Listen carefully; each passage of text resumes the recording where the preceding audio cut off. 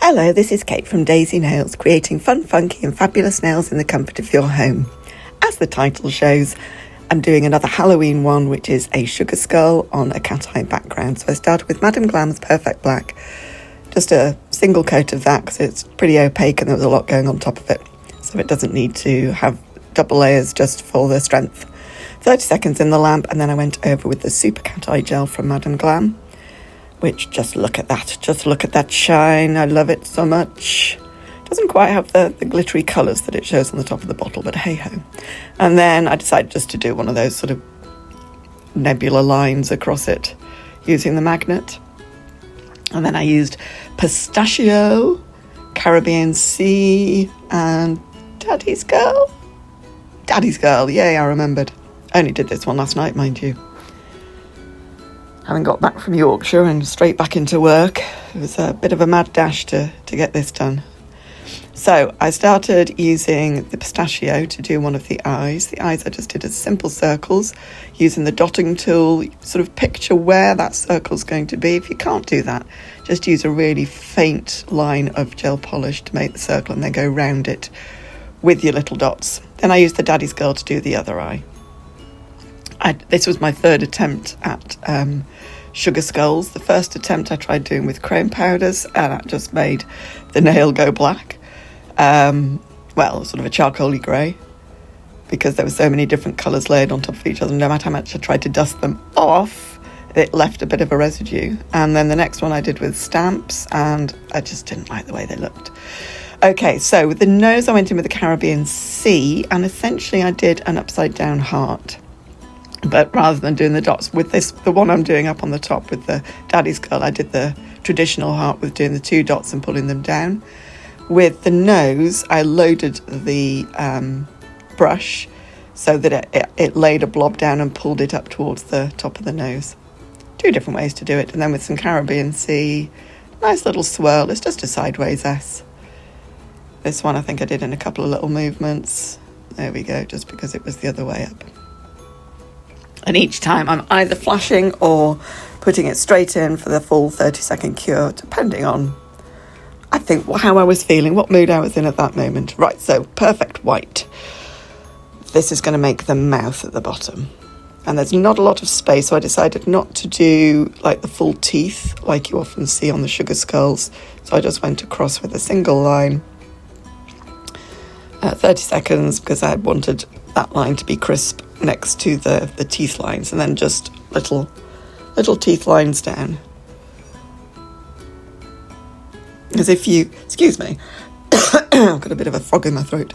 If you do the perpendicular lines without curing the horizontal one first, it can end up sort of pulling it down and you don't get that sort of crisp angle. Okay, so I used my longer detail brush, again with the white, to create the shape of the skull around the side of the nail. So the skull, if you imagine you're doing your contouring with your makeup, you've got cheekbones, right? There we go, get in focus. So I pulled those cheekbones in and then down around the base of the nail to create the edge of the skull. Then went up around the top in a similar manner. And then I'll show you how I went in to sort of finish those cheekbones at the end. That was probably a flash cure, just so if I had to wipe it, I wouldn't damage that bit. I didn't have to wipe it. This bit worked quite smoothly. So pulling that all the way up.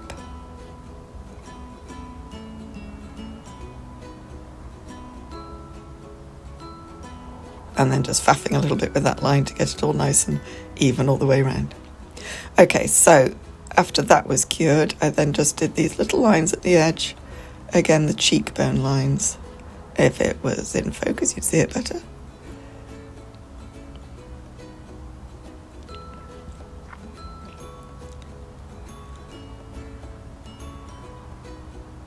Oh, that's right, yes, outlining the heart at the top.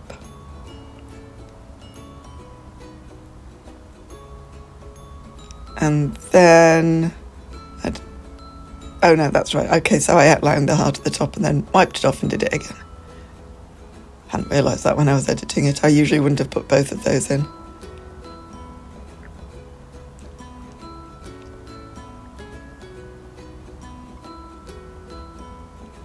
I wonder how long it takes me to realise this is out of focus. I do apologise. And then the last little bit was a little... Oh, no, it wasn't. See, if I watched it before I did the voiceover, I'd have more of a clue what was going on.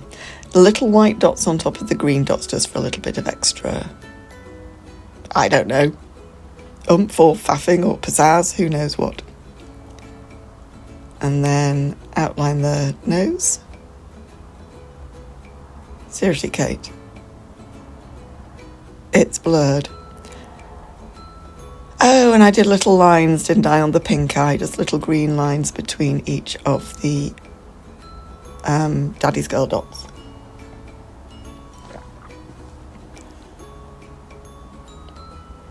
You can't really see those, to be honest. The colour's not bright enough against the black.